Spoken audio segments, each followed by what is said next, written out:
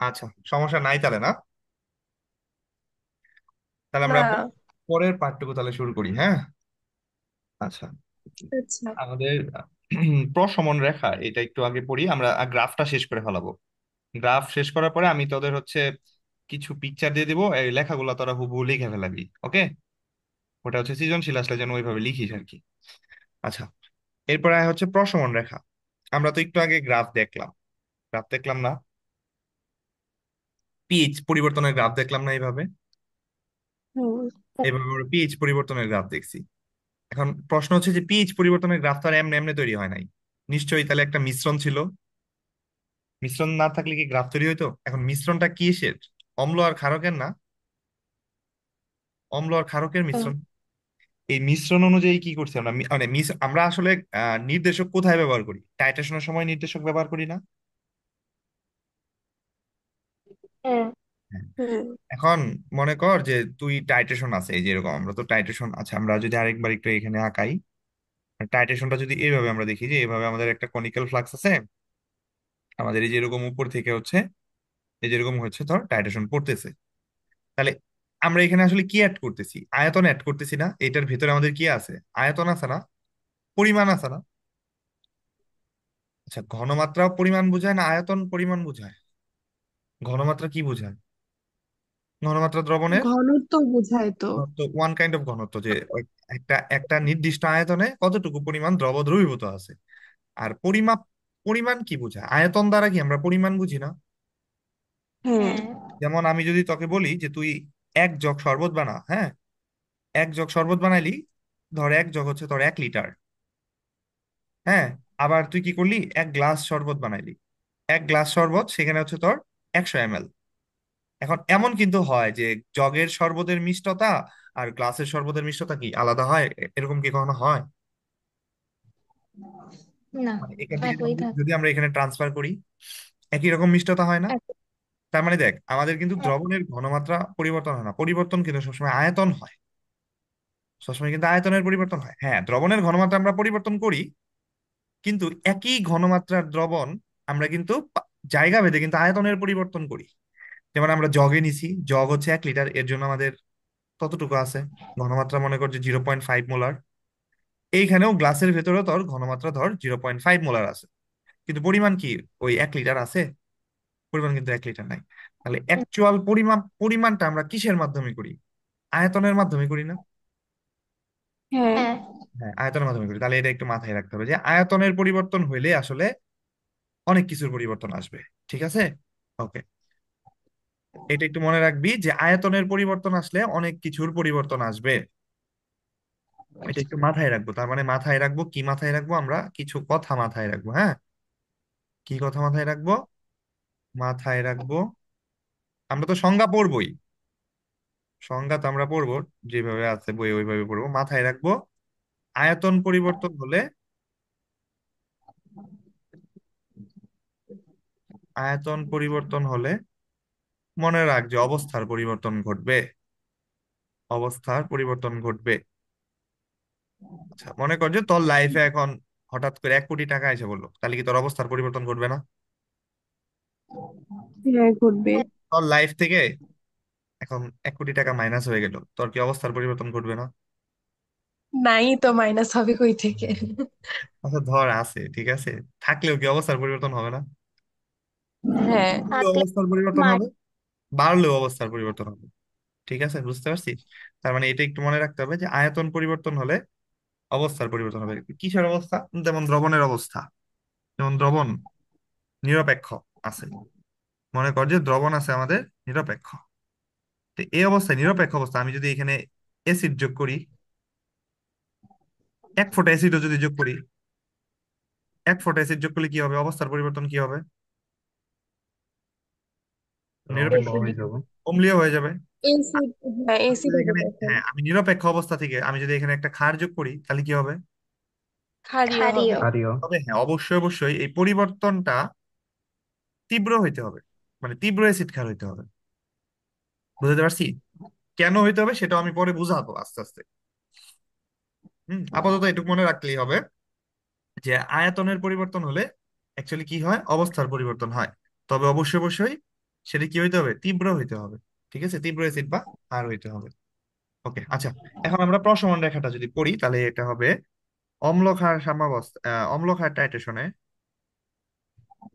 আমরা তো টাইট্রেশন অম্ল ক্ষারক টাইট্রেশনই করছি। অম্ল ক্ষারক টাইট্রেশনে বুরেট থেকে যোগকৃত,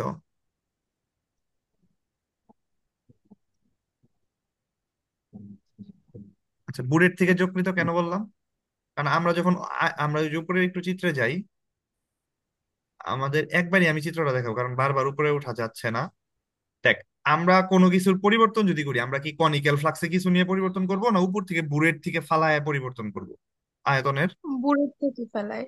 হ্যাঁ, কারণ বুলেটে কিন্তু অলরেডি কিন্তু আমাদের এই যে আমরা যদি ধরি এই পর্যন্ত হচ্ছে আমাদের ধর হচ্ছে 100 ml, হ্যাঁ ধর হচ্ছে এই পর্যন্ত হচ্ছে ধর 80 ml, এখানে ধর মনে কর 50 ml, তাহলে উপর থেকে আস্তে আস্তে আস্তে আস্তে কি কমে কমে আসবে না?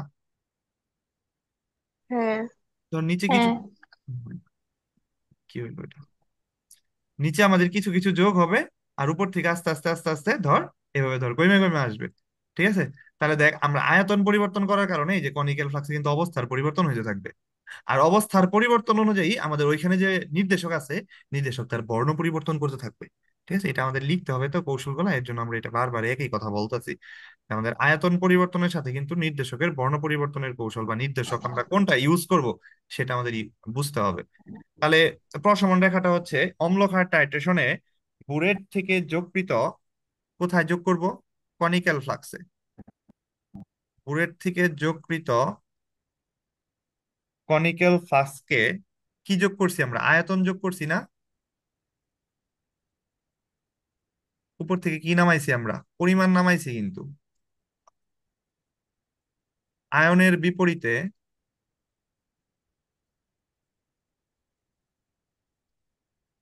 আয়নের বিপরীতে দ্রবণের পিএইচ মানের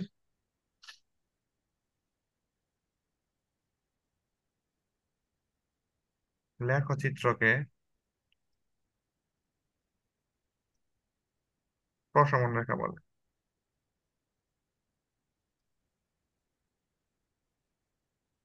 দেখ বুঝতে পারছিস কিনা?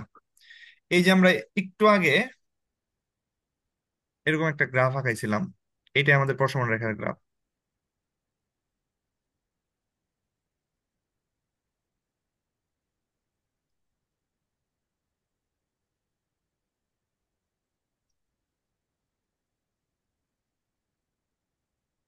দেখতো এটাই কিনা প্রশমন রেখার গ্রাফ? এটাই হচ্ছে আমাদের প্রশমন রেখার গ্রাফ। তাহলে আবারও বলতেছি, অম্লক্ষার টাইট্রেশনে বুরেট থেকে যোগকৃত, এটা যদিও পরীক্ষা আসবে না, জানার জন্য আর কি। অম্লক্ষার টাইট্রেশনে বুরেট থেকে যোগকৃত কনিক্যাল ফ্লাক্সে কিসের বিপরীতে? আয়তনের বিপরীতে। আয়তনের বিপরীতে দ্রবণের পিএইচ, অ্যাকচুয়ালি দ্রবণটা হচ্ছে ওই যে কনিক্যাল ফ্লাক্সে ওই দ্রবণের পিএইচ এর যে পরিবর্তন হয়, এইটাকে আমরা লেখচিত্রের মাধ্যমে প্রকাশ করি। এই লেখচিত্রকেই বলা হয় কি রেখা? প্রশমন রেখা। ক্লিয়ার? হ্যাঁ। ওকে, এবার চলে যাওয়া হচ্ছে টাইট্রেশন গ্রাফ। এইভাবেই টাইট্রেশন গ্রাফটা আঁকাবো। টাইট্রেশন গ্রাফ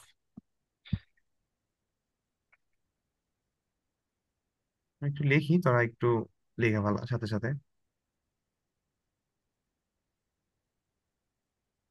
অ্যাসিড ক্ষার টাইট্রেশনের ক্ষেত্রে অ্যাসিড ক্ষার, বানান লিখতে এত সুবিধা হয়।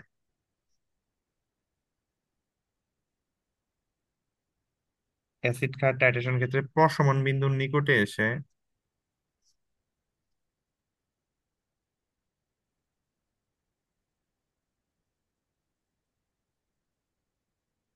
প্রশমন বিন্দুর নিকটে এসে দ্রবণের পিএইচ মানের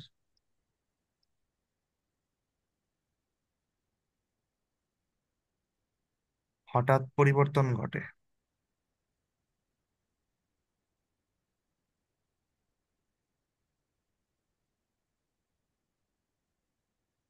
পিএইচ মানের হঠাৎ পরিবর্তন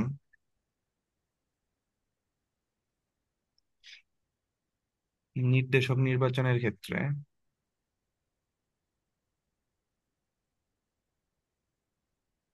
আচ্ছা, টাইট্রেশন গ্রাফটা হচ্ছে আমাদের হেডিং, এটা কিন্তু সংজ্ঞা না, এটা হচ্ছে হেডিং।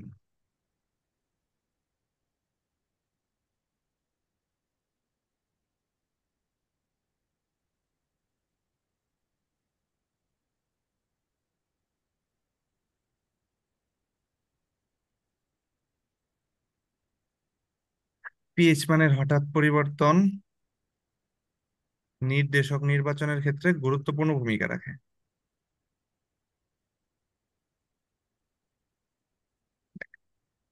এই কথাগুলো আমি মুখেই বলতাম, বাংলায় লিখে দিলাম যেন তোরা রিডিং পড়তে গেলে আর আমাকে জিজ্ঞেস করতে না হয়, এটা তোরা চিন্তা করতে পারবি। নির্দেশক নির্বাচনের ক্ষেত্রে গুরুত্বপূর্ণ ভূমিকা রাখে। ওকে, তাহলে আমরা এখান থেকে কি পড়লাম?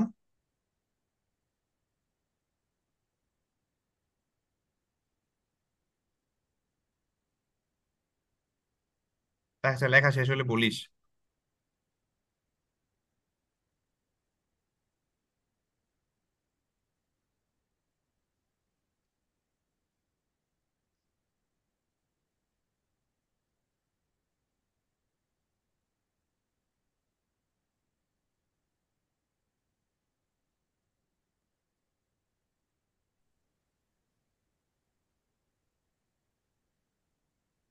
লেখা শেষ?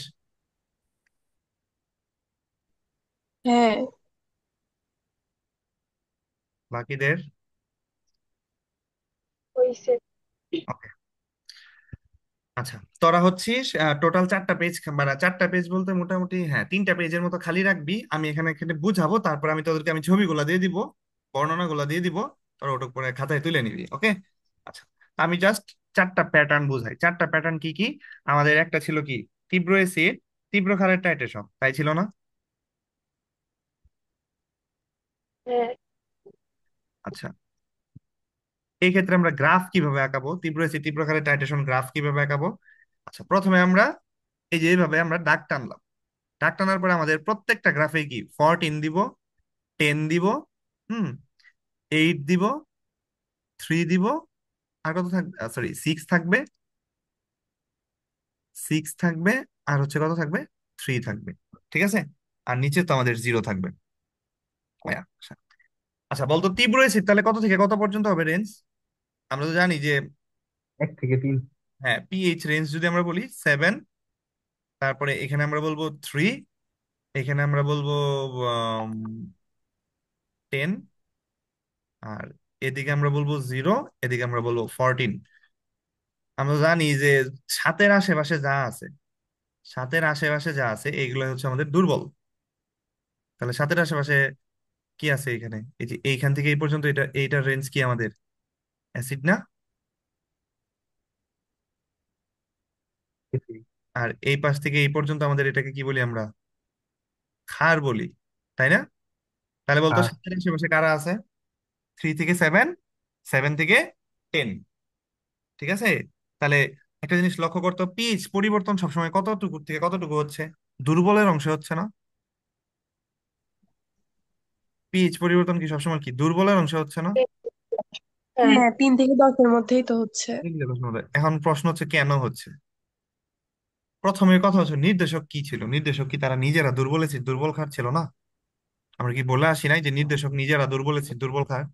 যেহেতু নির্দেশক দুর্বল এসিড দুর্বল ক্ষার, তারা তো ওই রেঞ্জেই বিয়োজিত হবে, দুর্বল রেঞ্জেই বিয়োজিত হবে। ক্লিয়ার? আর 0 থেকে 3 এটা হচ্ছে আমাদের তীব্র, 0 থেকে 3, আর 10 থেকে 14 এটা হচ্ছে আমাদের তীব্র। আচ্ছা, এবার বল আমরা তীব্র হিসেবে কি নিছি, অ্যাসিড নিছি না? তীব্র হিসেবে কি নিছি হ্যাঁ, অ্যাসিড, তাহলে অ্যাসিডের রেঞ্জ কত থেকে কত হবে বলতো? 0 থেকে 3 এর মধ্যে হবে না? 0 থেকে 3, এই যে এইভাবে আমরা দাগ টানবো, 0 থেকে 3 এইভাবে একটু কোনাইচা করে দাগ টানবো। আর তীব্র ক্ষারের রেঞ্জ কত থেকে কত হবে বলতো? 10 থেকে কি 14 পর্যন্ত? 10 থেকে। আচ্ছা, তোরা এখন নিজেরাই বলতো পিএইচ পরিবর্তনটুকু কতটুকু হয়েছে? পরিবর্তন কিন্তু এই যে সোজাসুজি হয়, এই যে এটুকু আমরা বলবো তিন পরিবর্তন। থেকে দশ দশ থেকে তিন পর্যন্ত আচ্ছা বল, এখন বল, 3 থেকে 10 পর্যন্ত কি দুর্বল অ্যাসিড ক্ষারের রেঞ্জ না? হ্যাঁ। তাহলে তো সব ধরনের নির্দেশক কি ইউজ হচ্ছে না? হ্যাঁ। তাহলে 3 থেকে 10, তার মানে এখানে আমরা কোন কোন নির্দেশক ইউজ হবে? আমি এখানে একটু দাগ দিয়ে দিলাম, এখানে হচ্ছে সকল নির্দেশক। বুঝতে পারছিস?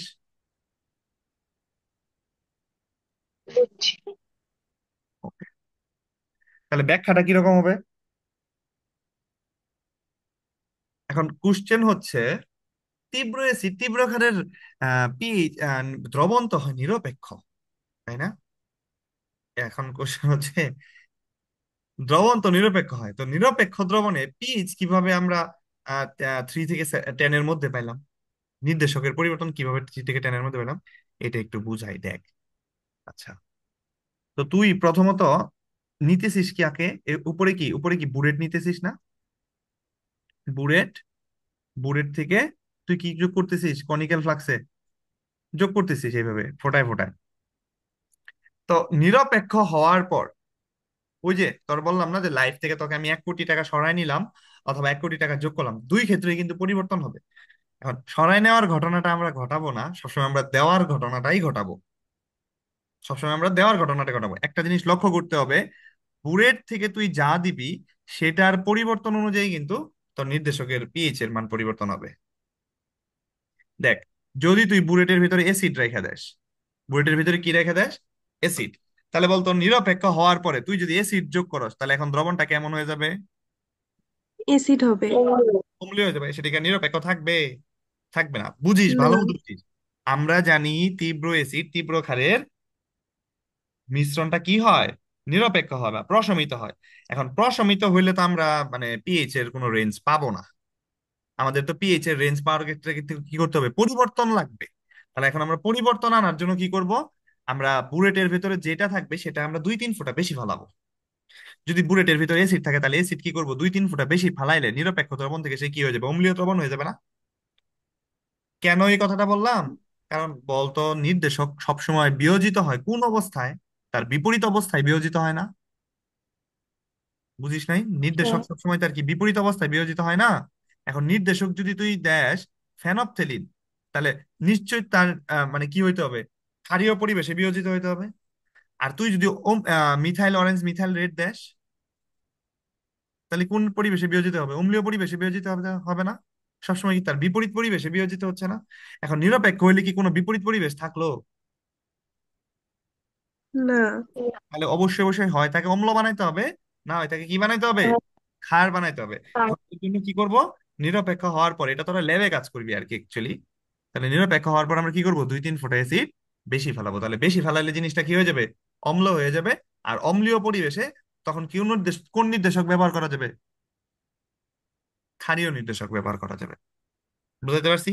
আচ্ছা, এইবার দেখ, তীব্র অ্যাসিড তীব্র ক্ষার নিরপেক্ষ হইল। হ্যাঁ। মামা, একটু রিপিট করেন তো, আমার নেট বারবার যাওয়া আসা করতেছে, তো তাই কথা শোনা যায়নি মাঝখানে। আচ্ছা, এখন আমি আবার বুঝাইতেছি, এটাতে বুঝবি, দেখ। আচ্ছা, ধর দ্রবণটা এবার নিরপেক্ষ হইলো। নিরপেক্ষ হওয়ার পর, নিরপেক্ষ হইলে কি ওইখানে কি কোনো মানে পরিবেশ আছে? অম্লীয় পরিবেশ ক্ষারীয় পরিবেশ আছে? নাই। আমি প্রশ্ন করবো, তোরা রেসপন্স কর, তাহলেই বুঝতে পারবি। আমরা জানি নির্দেশক সবসময় তার বিপরীত পরিবেশে বিয়োজিত হয়। এবার নিরপেক্ষ হইলে কি কোনো পরিবেশ আছে? সেখানে কি কোনো অম্লীয় পরিবেশ ক্ষারীয় পরিবেশ আছে? না। না, নাই। তাহলে নিরপেক্ষ অবস্থায় কি কোনো নির্দেশক কি বিয়োজিত হবে? না। হবে না। না। তাহলে আমি এক কাজ করবো, এবার আমার বুলেটের ভিতরে এবার আছে আমার ক্ষার। ঠিক আছে, ধর আমি এবার ক্ষার নিলাম, আগের বার তো আমরা অম্ল নিছিলাম, এবার আমরা ক্ষার নিলাম। তাহলে নিরপেক্ষ অবস্থা থেকে আমি যদি 2-3 ফোঁটা ক্ষার যদি এখানে বেশি ফালাই, তাহলে নিরপেক্ষ থেকে সেটা কি হয়ে যাবে? হারিয়ে হবে। ক্ষারীয় হয়ে যাবে। আর ক্ষারীয় হলে আমরা কোন ধরনের নির্দেশক ব্যবহার করতে পারবো? ফেনফথেলিন। অম্লীয় নির্দেশক ব্যবহার করতে পারবো। ক্লিয়ার? হ্যাঁ। বুঝতে পারছিস? ও। এই জায়গা, এই জায়গাটাতে আমরা একবার অ্যাসিড নিছিলাম, তাহলে আমরা নিরপেক্ষ অবস্থা, ঠিক আছে, আমরা এবার বুলেটে নিলাম অ্যাসিড, হয়ে গেল নিরপেক্ষ অবস্থা। নাহলে নিরপেক্ষ অবস্থায় তো আমরা বিয়োজিত করতে পারি না। তাহলে আমরা কি করবো? এখানে 2-1 ফোঁটা বেশি ফালাবো অ্যাসিড। বেশি ফালানোর কারণে নিরপেক্ষ থেকে সে কি হয়ে যাবে? অ্যাসিড হয়ে যাবে। আর অ্যাসিড মাধ্যম যেহেতু, বা অ্যাসিড যেহেতু পরিবেশ, তাহলে অ্যাসিডের ভিতরে আমাদের কোন ধরনের নির্দেশক কাজ করবে? ক্ষারের নির্দেশক কাজ করবে। তখন আমরা মিথাইল মিথাইলেট ব্যবহার করবো। এর জন্য তীব্র অ্যাসিড, তীব্র ক্ষারের প্রসারণ বিক্রিয়ায় যে কোনো নির্দেশক ব্যবহার করা যায়, কারণ যেটাই তুই নেস না কেন, সেটা দুই এক ফোঁটা বেশি ফালাইলেই নিরপেক্ষ আর থাকে না, তখন সেটা পরিবর্তন হয়ে হয় অম্লীয় হয়, না হয় ক্ষারীয় হয়। ব্যাপারটা কি বুঝাইতে পারছি আমি তোদের? হ্যাঁ। বুঝছি। বুঝতে পারছিস? ওকে, তাহলে যদি বুঝতে পারিস এর পরেরটাতে চাই। আচ্ছা, তীব্র অ্যাসিড তীব্র ক্ষার না নিয়ে আমরা এবার দোনোটাই মৃদু নিলাম। মৃদু অ্যাসিড, মৃদু ক্ষার, তার কি হবে বলতো দেখি।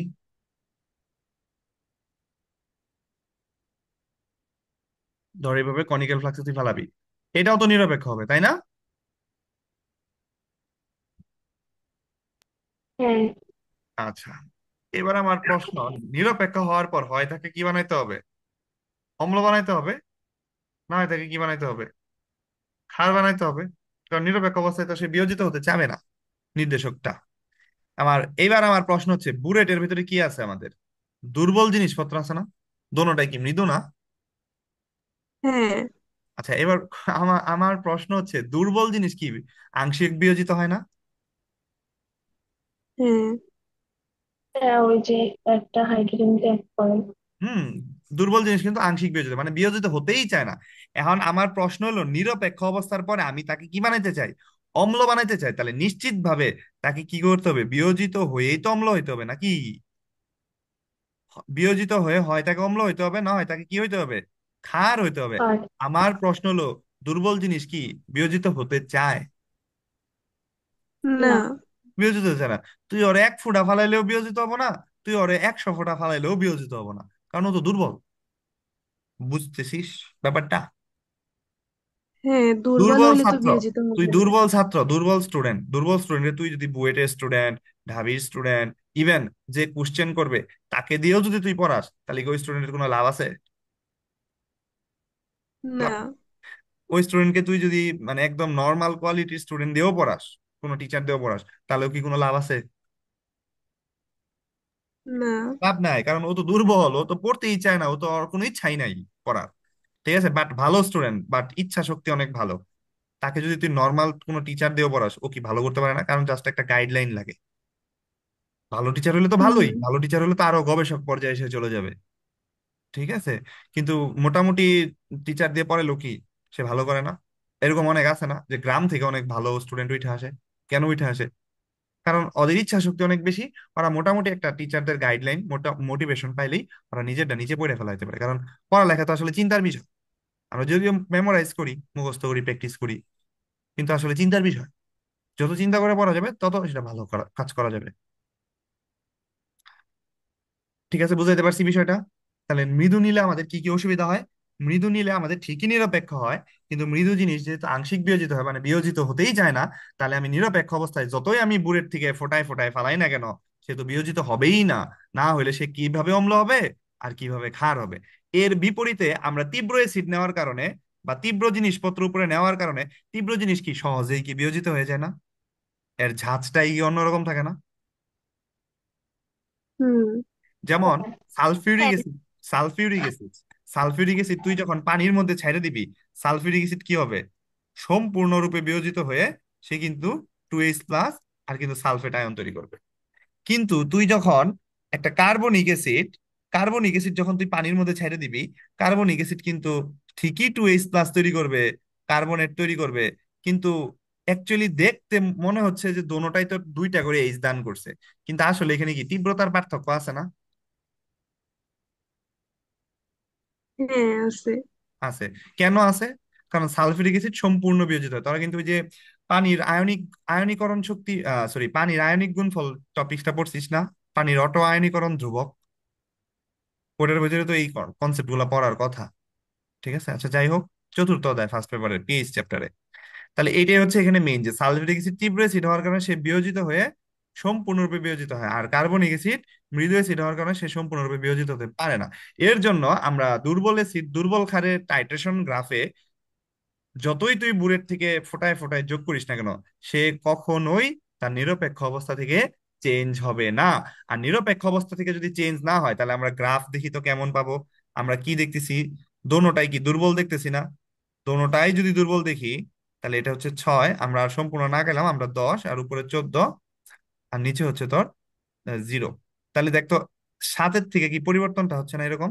দেখতো কোনো পরিবর্তন আসতেছে এই মাঝখানে? মাঝখানে না, কি কোনো পরিবর্তন আসছে? তাহলে পরিবর্তন আসতেছে না, তাহলে আমরা কিভাবে নির্দেশক পাবো? কারণ আমাদের তো নির্দেশক পাইতে এটা গেলে তো হয় সেটা কি পরিবর্তন লাগবে। এই যে দেখতো আমরা উপরের গ্রাফে কি পরিবর্তন দেখছিলাম না? এইখানে একটু পরিবর্তন দেখছিলাম, এইখানেও কি একটু পরিবর্তন দেখছিলাম না? ব্যাপারটা কি ক্লিয়ার? হ্যাঁ। কয়েকটা বোর্ডে কিন্তু আসছে এরকম, হ্যাঁ।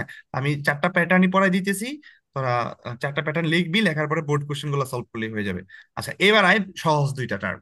তাই আমি কঠিন 2টা টার্ম কিন্তু বুঝাই ফেলাইছি। একটা তীব্র অ্যাসিড তীব্র ক্ষার, আর একটা মৃদু অ্যাসিড মৃদু ক্ষার। এইবার আয়,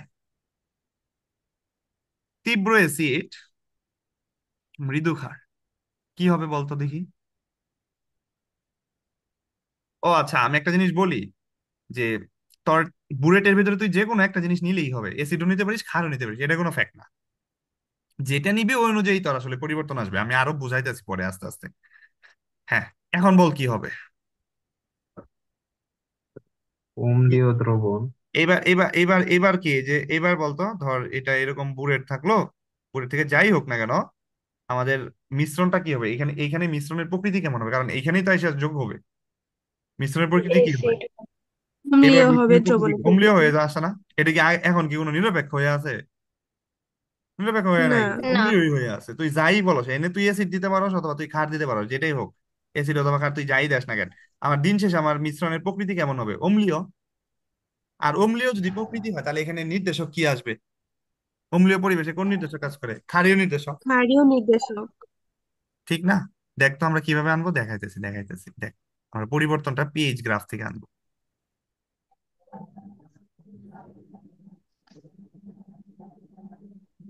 তা আমরা দিলাম হচ্ছে 14, আমরা দিলাম হচ্ছে 10, আমরা দিলাম হচ্ছে 8, আমরা দিলাম হচ্ছে 6, আমরা দিলাম হচ্ছে 3, আমরা দিলাম হচ্ছে 0। আচ্ছা, তীব্র অ্যাসিডের পরিবর্তন কোথায় থেকে হবে? 3 থেকে 0। মৃদু ক্ষারের পরিবর্তন কত হবে? 7 থেকে 10। এবার বল পরিবর্তন কোথায় থেকে কোথায় দেখতেছিস? 3 থেকে 7। 3 থেকে তিন 7। থেকে অ্যাকচুয়ালি 3 থেকে 7 বলতে 7-এর আগ পর্যন্ত, 3 থেকে 6ই ধর। আচ্ছা ধর 3 থেকে 7, এখানে কোন ধরনের নির্দেশক ইউজ করা হয় দেখতো? এই রেঞ্জে কি মিথাইল অরেঞ্জ আর সরি, মিথাইল রেড। হ্যাঁ মিথাইল অরেঞ্জ আর কি মিথাইল ক্ষারীয়। রেড আছে না? হ্যাঁ। এখানে হচ্ছে অরেঞ্জ অথবা রেড, তাই না? দেখতো আসলে তাই ছিল না? তাই হয় না? হ্যাঁ। ওকে, শেষ। এই যে ঘটনা বোঝানো শেষ। তাহলে এখন উল্টা কেস, যদি আমরা তীব্র ক্ষার মৃদু অ্যাসিড যদি নিতাম, কি হইতো বলতো? এরকম ওরকম কনিক্যাল ফ্লাক্সটা কি থাকতো? উপর থেকে এইভাবে পড়তেছে, কনিক্যাল ফ্লাক্সটা কোন ধরনের থাকতো? ক্ষারীয়। ক্ষারীয়। তা ক্ষারীয় হইলে আমরা কি কোন ধরনের নির্দেশক ব্যবহার করব? অম্লীয় নির্দেশক। অম্লীয়। অম্লীয়। বা ক্ষারীয় পরিবেশে কাজ করে এমন নির্দেশক, ফেনপথেলিন, তাই না? 8 থেকে 10। দেখ তাই হবে, দেখ ঘুরে হ্যাঁ, ফিরে তাই হবে, দেখ। এটা থেকে তুই তুই মুখে মুখে বলে দিতে পারবি, তুই গ্রাফ দেখে বলে দিতে পারবি। কিভাবে দেখ, আমরা যেখানে যদি বলি, আমরা এখানে 14, আমরা এখানে 10, আমরা এখানে 8, আমার এখানে 6, আমার এখানে 3, আর এখানে 0। তাহলে দেখ, নিচি কি তীব্র ক্ষার কত থেকে থাকে? 10 থেকে 14। মৃদু অ্যাসিড কত থেকে থাকে? 7 থেকে 3। ঠিক আছে, দেখ পরিবর্তন কত থেকে আসছে? পরিবর্তন কি এখানে আসছে না? তাহলে এইখানের পরিবর্তন অনুযায়ী এখানে আমরা কি ব্যবহার করতে পারি? 8 থেকে 10-এর মধ্যে ফেনফথেলিন। আছে কোনটা? প্যানপথেলিন। অম্লথিলিন। হ্যাঁ, অম্লীয় নির্দেশক বাট ফেনপথেলিন। ঠিক আছে, বুঝাইতে পারছি? তাহলে একটা জিনিস হ্যাঁ। একটা জিনিস বুঝতে পারতেছিস, যে তুই যদি অ্যাসিড হস, যদি তুই যদি নির্দেশক হিসেবে, যেমন তুই নির্দেশক হিসেবে অ্যাসিড, তুই কি অ্যাসিড মাধ্যমে বিয়োজিত হবি? না, ক্ষারীয় মাধ্যমে হবো। তাহলে অ্যাসিড মাধ্যমে বিয়োজিত হবে না। যেমন তোরা একটা পড়ছিলি না, অনুবন্ধী অম্ল, অনুবন্ধী অ্যাসিড। অ্যাসিডের কি কোনো অনুবন্ধী অ্যাসিড পাওয়া যায়? না। না। অ্যাসিডের অনুবন্ধী অ্যাসিড আছে? অ্যাসিডের কি আছে সবসময়? অনুবন্ধী অনুবন্ধী ক্ষার ক্ষার। আছে না? ঘটনাটা ঠিক এরকম আর কি, যে অ্যাসিড অ্যাসিড মাধ্যমে বিয়োজিত হবে না। তাহলে নির্দেশক যদি অ্যাসিড হয়, তাহলে জীবনেও সেটা অ্যাসিড মাধ্যমে বিয়োজিত হবে না। এখন নির্দেশক যদি ক্ষার হয়, তাহলে তাইলে এটা ক্ষার বিয়োজিত মাধ্যমে হবো। বিয়োজিত হবে? না, ক্ষার মাধ্যমে বিয়োজিত হবে এসিড না। মাধ্যমে হবো। ঠিক আছে, এবার কোশ্চেন হচ্ছে, নির্দেশক তাহলে কখন বর্ণ পরিবর্তন করে? হ্যাঁ, এখন তারপর এমসিকিউ এর জন্য একটা বিপরীত গুরুত্বপূর্ণ লাইন। মাধ্যমে। নির্দেশক কখন বর্ণ পরিবর্তন করে? বিয়োজিত অবস্থায়। নির্দেশক কখন বর্ণ পরিবর্তন করে? নির্দেশক বিয়োজিত। বিয়োজিত। বিয়োজিত তাই না? অবস্থায়। কারণ ও যদি বিয়োজিতই না হয়, তাহলে ও কেমনে বর্ণ পরিবর্তন করবে? তাহলে নির্দেশক বিয়োজিত অবস্থায় বর্ণ পরিবর্তন করে। ব্যাপারটা কি বুঝাইতে পারছি? হ্যাঁ। যেমন বইয়ের ভেতরে উদাহরণ আছে ফেনপথেলিন দিয়া, হ্যাঁ, ফেনপথেলিন। ফেনপথেলিন আমরা কি পড়ছিলাম? এ বি দিয়ে পড়ছিলাম না? এ বি দিয়ে কিভাবে পড়ছিলাম? ফ্যাবলা। একটা হলো কি বর্ণহীন, আরেকটা হলো কি গোলাপি, তাই পড়ছিলাম না? আচ্ছা, এবার বলতো ফেনপথেলিন নিজে কেমন? ফেনপথেলিন নিজে কেমন? নিজে কি অম্ল না ক্ষার? অম্ল। অম্ল। অম্ল। দেখতো ও কি অম্লীয় মাধ্যমে কেমন হয়ে গেছে? বর্ণহীন। বর্ণহীন। বর্ণহীন, কারণ কালার দিবে না। তাহলে ও কোন মাধ্যমে কালার দিবে? যে মাধ্যমে পরিবর্তন হতে ক্ষারীয়। পারে। তাহলে অম্লীয় কি দেখতো, এই যে পরেরটা কি, বিতে কি বেজ না, বেজে কি সে গোলাপি। ব্যাপারটা কি বুঝাইতে পারছি? এটাতে পরীক্ষায় প্রশ্ন আসে যে ফেনপথেলিন কিভাবে বর্ণ পরিবর্তন করে। তার মানে ফেনপথেলিন এটাকে বইতে এইচ এল এন দিয়ে প্রকাশ করা হয়। তাহলে এইচ এল এন যখন বিয়োজিত হয়, তখন এইচ প্লাস আর কি এল এন মাইনাস তৈরি করে। ঠিক আছে, যেহেতু অম্ল তার মানে সে H L N, H plus তৈরি করে। এখন বলতো এটা কি অবশ্যই কি দুর্বল অম্ল না? কারণ আমরা জানি নির্দেশক নিজেরা কেমন, দুর্বল অম্ল। এখন দুর্বল জিনিসকে পরিবর্তন করার জন্য অবশ্যই অবশ্যই মিশ্রণ কি হইতে হবে? তীব্র হইতে হবে। তাই হইতে হবে না? প্যাঁচ লাগাই হুম। দিতেছি। মিশ্রণ তীব্র হইতে হবে না? ত্রিভুজ। এই যে সব কিছুর গোড়া হইলো এই যে এইটা, সব কিছুর গোড়া কিন্তু এই যে এই ছকটা। দেখ, ফেনপথেলিন যখন তুই ব্যবহার করতেছিলি, তখন দেখ মিশ্রণটা কি হইতে হয়েছিল? নিশ্চিতভাবে তীব্র হইতে হইতেছিল না? যে নির্দেশকই তুই ব্যবহার করিস না কেন, তীব্র থাকতেই হবে। তীব্র ছাড়া সে তো বিয়োজিত হবে না। এবং বিপরীত অপশন থাকতে হবে, বিপরীত অবস্থা থাকতে হবে কিন্তু। দুইটা জিনিস মাথায় রাখবি, নির্দেশক বিয়োজিত হওয়ার জন্য বিপরীত অবস্থা লাগবে এবং তীব্র হইতে হবে। বিপরীত অবস্থা কিরকম? যেমন সে যদি অম্লীয় নির্দেশক হয়, তাহলে তার ক্ষারীয় পরিবেশ লাগবে, অবশ্যই অবশ্যই ক্ষারীয় পরিবেশটা কি হইতে হবে? তীব্র হইতে হবে। বুঝাইতে পারছি? শক্তের ভক্ত নরমের ধন, ব্যাপারটা এরকম। শক্ত আসবে তুই ভক্ত হয়ে যাবি, নরম আসবে তুই হবি না, জম হব না একটু। ব্যাপারটা কি ক্লিয়ার? হ্যাঁ। আচ্ছা, যদি ক্লিয়ার হয় তোরা তাহলে এখন রিডিং করে আশা করি বুঝতে পারবি, কারণ আমি দেখছি অনেক স্টুডেন্টকে দেখছি যে নির্দেশকের বইয়ের ভেতরে রিডিং পড়লে নাকি মাথায় ঢুকে না। হ্যাঁ, এই আসে এমসিকিউতে, এমসিকিউতে আসলে তো পারাই যাবে, বইয়ের ভিতরে রিডিং তারপর সৃজনশীল আসলে অনেকে ঠিক মতো গুছায় লিখতে পারে না। এই এই এই এই কথাগুলো একটু জানলেই লিখা যায়। ঠিক আছে, তাহলে আবারও বলতেছি, ফেনপথেলিন এটা কেমন একটা দুর্বল অম্ল। যেহেতু দুর্বল অম্ল, যেটাই হোক ও কিন্তু যুবমুখী অবস্থায় বিয়োজিত হয়েছে, H+Ln-। এইচ প্লাস যেহেতু সেটা হচ্ছে যে অ্যাসিড, যেহেতু সে অ্যাসিড, তার মানে সে কোন মাধ্যমে বিয়োজিত হবে? অবশ্যই অবশ্যই ক্ষারীয় মাধ্যমে বিয়োজিত হবে। ঠিক আছে, আবার দেখ লিটমাস পেপার, এটাও একটা acid. Litmus paper, litmus paper এটাও হচ্ছে অ্যাসিড। তাহলে যেহেতু লিটমাস পেপার একটা নির্দেশক, তাহলে এটা কেমন অ্যাসিড? দুর্বল অ্যাসিড। তাহলে সেটা কোন মাধ্যমে বিয়োজিত হবে? ক্ষারীয় মাধ্যম। ক্ষারীয় মাধ্যমে বিয়োজিত হবে। তাহলে ক্ষারীয় মাধ্যমে বিয়োজিত হয়ে কেমন হয়? যে লিলানি পড়ছিলি তোরা একটু আগে, তাই না? লিলানি। হ্যাঁ। ঠিক আছে, তাহলে এ তে হচ্ছে অ্যাসিড, বি তে হচ্ছে বেজ। তাহলে লিটমাস পেপার দেখ বেজ মাধ্যমে সবসময় নীল বর্ণ ধারণ করে। কি বর্ণ ধারণ করে? নীল বর্ণ। তার নীল। তার মানে কি দাঁড়াচ্ছে? যে লিটমাস পেপার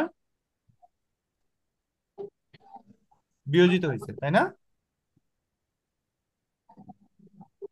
হ্যাঁ। তাহলে নিরপেক্ষ অবস্থায় কেমন থাকে? লিটমাস পেপারের কালারই হচ্ছে লাল। মনে রাখবি, লিটমাস পেপারের কালারই কেমন? লাল। ঠিক আছে, তোরা লিটমাস পেপার দেখছস? হ্যাঁ, হ্যাঁ, দেখছি। কেমন কালার? লাল। লাল কি তাহলে নীলটাও দেখছি। নীল, নীলটাও দেখছিস, আচ্ছা। তো সাধারণত লালটা বেশি ব্যবহার হয় তাই না? ওইটা হচ্ছে অম্লীয়, অম্লীয়টা। তাহলে অম্ল যেহেতু, হাড়ের হ্যাঁ। জন্য। হ্যাঁ, তাহলে লাল থেকে সে কি হবে, বিয়োজিত হলে কি হবে, নীল হবে। তাহলে অবশ্যই অবশ্যই সে কি পায়, বেস পায়, বেস পাইলে নীল হয়ে যায়। এর জন্য দেখ সাবান দিয়ে টেস্ট করানো হয়। হ্যাঁ। এর জন্য দেখবি যে আমাদের নীলটা হলে আর সাবান দেওয়া যাবে না, নীলটা হলে কি দিতে হবে, অ্যাসিড দিতে হবে তাহলে আবার। কারণ নীলটা হচ্ছে ক্ষারীয় নির্দেশক। ঠিক আছে, বুঝাইতে পারছি? আমার কাছে নীল। হ্যাঁ। নীলও আছে। আচ্ছা আচ্ছা, যাই হোক, নীল লাল যেটাই হোক, লাল যেটা এটা হচ্ছে আমাদের একটা অ্যাসিড। লাল লিটমাস পেপার একটা দুর্বল অ্যাসিড, ওখানে অ্যাসিড থাকে আর কি, বা দুর্বল অ্যাসিড হিসেবে কাজ করতেছে আর কি। এর জন্য আমরা সাবানের মধ্যে দিলে ওটা পরিবর্তনটা বোঝা যায় আর কি, লীলানি। ঠিক আছে। তাহলে ওই যে অম্ল, এটাও তো মনে রাখতে পারিস, এই যে অম্ল, অম্ল আবার কি করে, অম্ল, অম্ল নীলকে নীলকে লাল। লাল করতেছে আবার, ঠিক আছে। অম্ল নীল লিটমাসকে লাল করে। এর জন্য ওই যে তখন ওই যে নীল লিটমাস লাল হয়ে যেতেছে, অম্ল নীল লিটমাসকে লাল করে। তাহলে যাই হোক, এখন বাজারে যে লিটমাস পেপারই থাকুক, ওই অনুযায়ী তারা বিপরীত পোর্শনটা দেখে বলে দিতে পারবি সে পরিবর্তন হয়। যেমন দেখ অম্ল, আচ্ছা, যেমন অম্ল, অম্ল কি করতেছে, নীল লিটমাসকে কিসে পরিণত করে দিতেছে, লালে কনভার্ট করে লাল। দিচ্ছে না? তাহলে পরিবর্তন হচ্ছে লালে। তাহলে আগে সে কি ছিল, নীল ছিল। তাহলে নীল। নীল নীল। যেহেতু ছিল, তার মানে কি হিসেবে সে কাজ করতেছে, অম্ল। আর না না না না, ও বিপরীত, বিপরীত পোর্শনে যেতে ও, হবে। হ্যাঁ হ্যাঁ হ্যাঁ। বুঝছি। তাহলে বিপরীত পোর্শনে যা, সে তো ক্ষার হিসেবে কাজ করতেছে। তাহলে ক্ষার হ্যাঁ হ্যাঁ অম্লীয় তাই তো। পরিবেশে বিয়োজিত হচ্ছে, ক্ষার অম্লীয় পরিবেশে বিয়োজিত হচ্ছে। ঠিক আছে, বুঝতে পারছিস? এখন বেশি হলে প্যাঁচ লেগে যাবো। সবসময় বিপরীতটা চিন্তা করবি, তাহলেই হবে। যে যে অবস্থা আছে সেটার বিপরীত অপশনে সে বিয়োজিত হবে। ক্লিয়ার? হ্যাঁ। আচ্ছা, ক্লিয়ার হলে আমি এখনই গ্রুপে তোদের, আচ্ছা আমাদের টাইমও শেষ, গ্রুপে আমি তোদের ছবি দিয়ে দিতেছি হোয়াটসঅ্যাপে। তোরা এখানে সুন্দর করে এই যে চারটা গ্রাফের বর্ণনা দেওয়া আছে এবং কয়েকটা খ নাম্বার কোশ্চেনের ব্যাখ্যা দেওয়া আছে। আমি ওগুলো দিয়ে দিতেছি, তোরা লিখে ফেলবি। তাহলে আমাদের মোটামুটি এই পার্টটুকু শেষ, আমাদের জারণ বিজারণ শুরু করবো। আর আগের যে ম্যাথ গুলা প্রবলেম আছে, ওগুলো যদি প্রবলেম না থাকে তাহলে আমরা জারণ বিজারণ সরাসরি আগামী নেক্সট ক্লাস থেকে শুরু করবো। আর যদি প্রবলেম থাকে সেগুলো কালকে কি সলভ করা করতে যায়? পারবে। হ্যাঁ, কালকে ক্লাস হবে? আচ্ছা জানাবো এটা কালকে, হ্যাঁ, গ্রুপে মেসেঞ্জারে চিপিস। বৃহস্পতিবার দিন পড়ানো হবে। ঠিক আছে, তাহলে আজকে এই পর্যন্তই।